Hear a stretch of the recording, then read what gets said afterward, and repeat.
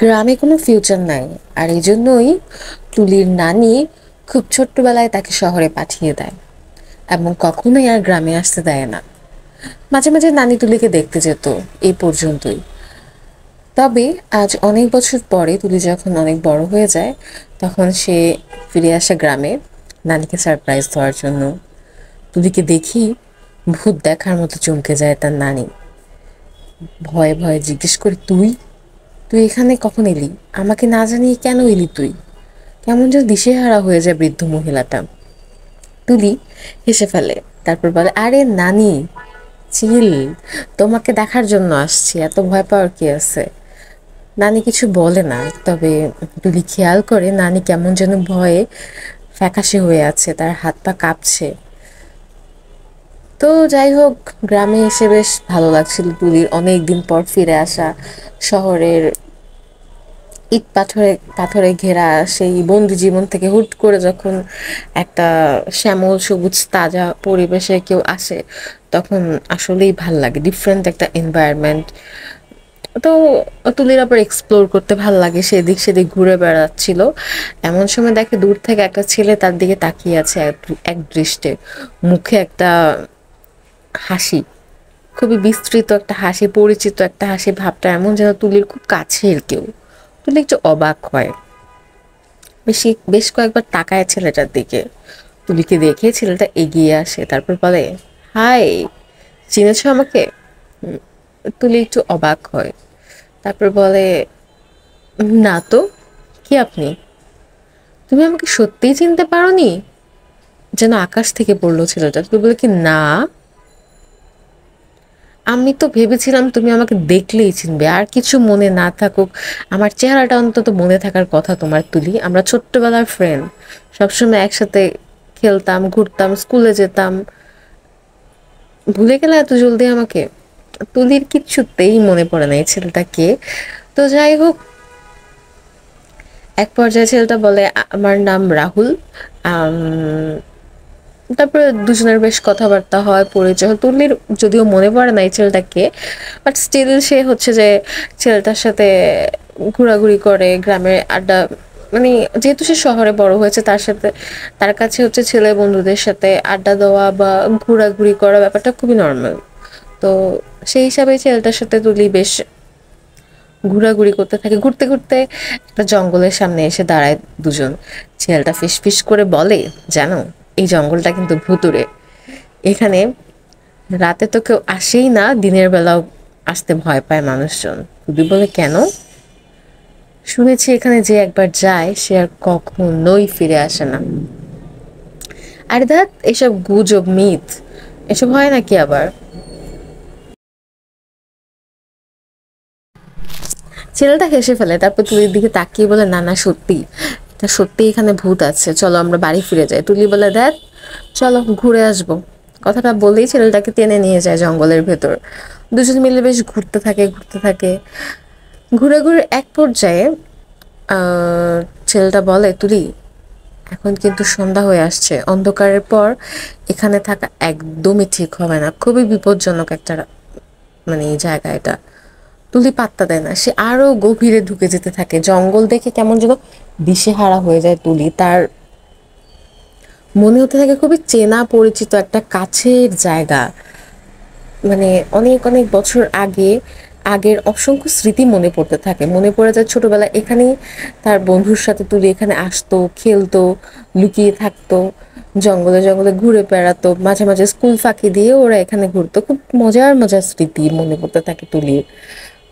তুলি কেমন যেন হারিয়ে যেতে থাকে জঙ্গলের গভীর থেকে গভীরে, এবং হাঁটতে হাঁটতে এক পর্যায়ে সে অনেক দূরে চলে আসে, এবং ঠিক তখনই টের পায় যে তার চারপাশে নেমে এসেছে ভয়াবহ অন্ধকার, এবং আশেপাশে তার যে ওই ছেলেটা ছিল সেটাও নেই। তুলি একটু কেমন যেন ভড়কে যায় তখন, সে খুঁজতে থাকে ছেলেটাকে, কিন্তু কোথাও কেউ নেই। ভয়ে ভয়ে সে এগিয়ে যেতে থাকে দিশেহারার মতো এদিকে সেদিকে, এবং এগিয়ে যেতে যেতে হুট করে একটা ছোট্ট দোতলা বাড়ির দিকে নজর পড়ে তার। অনেক পুরাতন ভাঙা একটা দোতলা বাড়ি, অন্ধকারের মাঝে মুখ তুলে দাঁড়িয়ে আছে। চাঁদের আলোয় তুলি দেখতে পায় বাড়িটার ঠিক ছাদের উপর একটা ছোট্ট বাচ্চা দাঁড়ানো। মানে বাচ্চাটা এমন ভাবে দাঁড়ানো যে একটু এদিক সেদিক নড়লে বা দুষ্টুমি করলে বাচ্চাটা পড়ে যেতে পারে, এমন একটা সিচুয়েশন। তো তুলি এই বাচ্চাটার জন্য একটু ভয় পেয়ে যায়। এমনিতেই রাতের বেলা, তার উপর হচ্ছে জঙ্গল, তারপর ছোট্ট একটা বাচ্চা ছাদের উপর দাঁড়িয়ে আছে। তুলি তুলি চিৎকার করে বলে, এই বাবু তুমি নড়ো না, আমি এখনই আসতেছি তোমাকে নেওয়ার জন্য। বাচ্চাটা তুলির দিকে তাকিয়ে কেঁদে ফেলে, তারপর চিৎকার করে বলে, বাঁচাও আমাকে বাঁচাও, আমি নামতে পারছি না এখান থেকে। তো তুলি তাড়াতাড়ি দৌড়ে ঢুকে যায় বাসাটার ভেতর। ঢুকে ছাদে গিয়ে তো সে অবাক, কোথায় বাচ্চা কোথায় কি, চারদিকে একদমই খা খা করছে। নিচে তাকিয়ে তো ভয় একদম জমে কাঠ হয়ে যায় সে। তুলি দেখতে পায় যে বাচ্চাটা এতক্ষণ ছাদের উপরে দাঁড়িয়ে কান্না করছিল, সে নিচে পড়ে আছে, চারদিকে রক্তে ভেসে যাচ্ছে। তুলি দৌড়ে নিচে নেমে আসে। ঠিক তখনই সে আরেকটা ভয়াবহ দৃশ্য দেখে।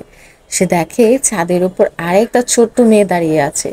সেও একইভাবে কাঁদছে, বাঁচাও বাঁচাও বলে চিৎকার করছে। এবার তুলি কেমন যেন ভয় পেয়ে যায়। খুব চেনা চেনা পরিচিত একটা চেহারা মেয়েটার, দেখে মনে হচ্ছিল যেন ছোট্টবেলার তুলিই দাঁড়িয়ে আছে ছাদের উপর। মানে তুলির শরীর ঠান্ডা হয়ে যায়। এবং ঠিক ঠিক তখনই সে খেয়াল করে ওই ছাদের উপর দাঁড়ানো মেয়েটাও ধূপ করে লাফ দেয় এবং একইভাবে ছেলেটার পাশে পড়ে একদম রক্তাক্ত হয়ে যায়। তুলি দৌড়ে যায় তাদের কাছে, গিয়ে দুজনকেই তোলার চেষ্টা করে, কিন্তু অবাক হয়ে তুলি দেখে কোথায় রক্ত কোথায় বাচ্চা। চারদিক তো মানে একদমই শূন্য, কোথাও কিছু নেই, কোনো মানুষ নেই, কোনো রক্ত নেই, কিচ্ছু নাই, শুধু তুলি একা। এবার তুলির একটু ভয় লাগতে শুরু করে। মানে সে নিজেকে বুঝাতে থাকে যে এটা আসলে একা থাকার কারণে ভয়ে তার হ্যালুসিনেশন হচ্ছে, ভূত বলতে অ্যাকচুয়ালি কিচ্ছু নাই। বাট তারপরেও কেন জানি গাটা ছমছম করতে থাকে তার। মানে এবং ঠিক তখনই খেয়াল করে চারদিকে একদম অদ্ভুত একটা নীরবতা নেমে আসছে। এতক্ষণ যে ঝিঝি পোকা বা এটা সেটা ডাকছিল, সেটাও নাই। চাঁদ চাঁদের আলোটাও কেমন যেন ভুতুড়ে দেখাচ্ছে। আর ভেসে আসছে একটা প্রচুর কড়া একটা সুগন্ধি সুবাস। তুলি সত্যি ভয় পেয়ে যায়। ঠিক তখনই দেখে দূর থেকে একটা ছায়া মূর্তির মতো কেউ একজন হেঁটে আসছে তার দিকে। কাছে আসতেই সে দেখে রাহুল নামে তার সেই বন্ধুটা। তাকে দেখে রীতিমতো হাফ ছেড়ে বাঁচে তুলি, দৌড়ে গিয়ে বলে, ও ভাগ্যিস তুমি চলে এসেছো, আমি এত ভয় পাচ্ছিলাম। কোথায় ছিলে তুমি? ছেলেটা কিছু বলে না, রহস্যময় ভাবে হাসে। তুলি বলে, জানো তুমি এখানে কি হয়েছে একটু আগে? তারপর গড়গড় করে সব ঘটনা খুলে বলে। ছেলেটা এবারও কিচ্ছু বলে না, খালি হাসে। তুলি বলে, কি গাধার মতো হাসতেছো কেন? চলো আমাকে বাইরে নিয়ে যাও। ছেলে বলে, কি আমি তো বলছিলাম তোমাকে তুলি, এখানে যে একবার আসে সে আর কখনোই ফিরে যেতে পারে না, তুমিও ফিরে যেতে পারবে না। এবার তুলি রেগে যায়, তাকে ধমক দিয়ে বলে, ফাইজলামি করো। ছেলেটা খিলখিলি হেসে ফেলে, তারপর বলে, না তুলি, আমি সত্যি কথা বলছি। আজ থেকে অনেক বছর আগে অনেক ভয়ানক একটা অন্যায় হয়েছিল কারোর সাথে এই জঙ্গলের ভেতর। আর তারপর থেকেই এই জঙ্গলটা অভিশপ্ত। কেউ একবার আসলে এখান থেকে আর ফিরে যেতে পারে না, থেকে যেতে হয় চিরতরে এই জঙ্গলের ভেতর, অতৃপ্ত আত্মা হয়ে। কি হয়েছিল এই জঙ্গলে? এই জঙ্গলে অনেক বছর আগে খুব ছোট্ট একটা ছেলের মৃত্যু হয়েছিল। চাইলেই ছেলেটা বাঁচতে পারতো, কিন্তু কিছু খারাপ মানুষের কারণে ছেলেটা বাঁচতে পারেনি। মানে মানে হলো অনেক বছর আগে দুজন বন্ধু মিলে এখানে প্রতিদিন খেলতে আসতো, এবং এরকমই একদিন দুজন খেলতে খেলতে হঠাৎ করে বাসার ছাদে উঠে যায়, এবং খেলাধুলার এক পর্যায়ে মেয়েটা ছেলেটাকে ধাক্কা দিয়ে ছাদ থেকে ফেলে দেয়। রক্তাক্ত এবং ব্যথিত অবস্থায় ছেলেটা হাঁসফাঁস করতে থাকে। মেয়েটা চাইলেই ছেলেটাকে বাঁচাতে পারতো, কিন্তু সে বাঁচায়নি। সে দৌড়ে বের হয়ে যায় জঙ্গল থেকে এবং কাউকে কিচ্ছুটি বলে না। শীতের রাতে ক্ষত বিক্ষত অবস্থায় ছেলেটা কষ্ট পেতে পেতে মারা যায় এবং তার লাশ মোটামুটি পচে এখানে নিঃশেষ হয়ে যেতে থাকে। গ্রামের অনেক মানুষ খোঁজাখুঁজির পর একদিন ছেলেটার লাশ খুঁজে পায়, কিন্তু কি লাভ বলো, ছেলেটা তো আর বেঁচে নেই। চাইলে মেয়েটা যদি বলতো যে ছেলেটা ছাদ থেকে পড়ে গিয়েছে, তাহলে চাইলেই তাকে বাঁচানো যেত, কিন্তু ওই মেয়েটা সেদিন ছেলেটার কথা ভাবেনি, সে শুধু নিজের কথা ভেবেছিল। এবং আরও সবচেয়ে ভয়ঙ্কর কথা হলো, মেয়েটা সেদিনের পর গ্রাম ছেড়ে চিরতরে শহরে চলে যায়, আর কখনোই ফিরে আসে না গ্রামে। তবে হ্যাঁ, আজ ফিরে এসেছে। আজ নিয়তির ডাকে তাকে ফিরে আসতে হয়েছে সেই অভিশপ্ত জঙ্গলে, যেখানে অনেক বছর আগে সে একটা অন্যায় করেছিল,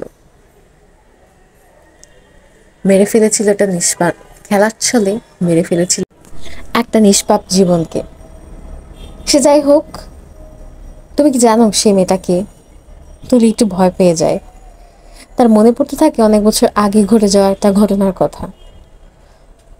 হ্যাঁ, সেই মেয়েটা তুলিই ছিল, যে কিনা খেলা ছলে ধাক্কা দিয়ে ছাদ থেকে ফেলে দিয়েছিল তার সবচেয়ে প্রিয় বন্ধুটাকে। এবং ছেলেটাকে ক্ষতবিক্ষত অবস্থায় দেখে ভয়ে সে দৌড়ে পালিয়ে গিয়েছিল বাসায়। বাসায় গিয়ে অবশ্য দাদিকে সব খুলে বলেছিল তুলি, কিন্তু তুলির দাদি তুলির জন্য কিছুটা স্বার্থপর হয়ে যান এবং কাউকে কিচ্ছুটি বলেন না, এবং রাতারাতি তুলিকে পাঠিয়ে দেন শহরে। অনেকদিন পর ছেলেটার লাশ খুঁজে পাওয়া যায় জঙ্গলের ভেতর। সে যাই হোক, ছেলেটা হাসে তুলির দিকে তাকিয়ে। তুমি কি জানো সেই ছেলেটা কে? তুলি ভয়ে ভয়ে জিজ্ঞেস করে, কে? আমি সেই ছেলে, আমি তোমার ছোট্টবেলার সেই বন্ধু যাকে তুমি খেলার ছলে মেরে ফেলেছিলে। ভয়ের চোটে রীতিমতো পাথর হয়ে যায় তুলি, এবং দেখতে দেখতে তার চোখের সামনে ভয়াবহ রূপ ধারণ করে সেই ছেলেটা, এবং তার দুহাত এগিয়ে আসতে থাকে প্রবল ব্যাগে তুলির দিকে। মুহূর্তের মধ্যে তুলির ছেলেটা দুহাত তুলির গলা চেপে ধরে বসে। নিঃশ্বাস বন্ধ হয়ে চোখে অন্ধকার দেখতে শুরু করে তুলি, এবং এভাবে ছটফট করতে করতে মূর্ছা যায় সে। তুলির যখন জ্ঞান ফেরে, তখন সে নিজেকে আবিষ্কার করে নিজের বাসায়। তার চারপাশে চিন্তিতভাবে বসে আছে গ্রামের লোকজন আর তার দাদি। তাদের কাছ থেকে তুলি জানতে পারে কেউ একজন রাতের গভীরে বাড়ির সামনে তুলিকে রেখে যায় অজ্ঞান অবস্থায়। সেদিন রাতে কি হয়েছিল কেউ জানে না, এমনকি তুলিও না। দাদি তাকে সে রাতে আবার শহরে পাঠিয়ে দেয়। বাসে ওঠার পর সে দেখতে পায় অনেক দূরে তার দিকে তাকিয়ে হাসছে সেই ছেলেটা, রাহুল, তার ছোট্টবেলার বন্ধু। তার দিকে তাকিয়ে হাসি মুখে হাত নাড়ছে। তুলি কিছুটা অবাক হয়ে যায়। তারপর আবার ধীরে ধীরে সবকিছু একদম স্বাভাবিক হয়ে যায়। তুলি শহরে ফিরে আসে, আগের মতোই জীবনযাপন করতে থাকে। তবে মাঝে মাঝেই রাহুল তার স্বপ্নে আসে, তার সাথে খেলতে চায়।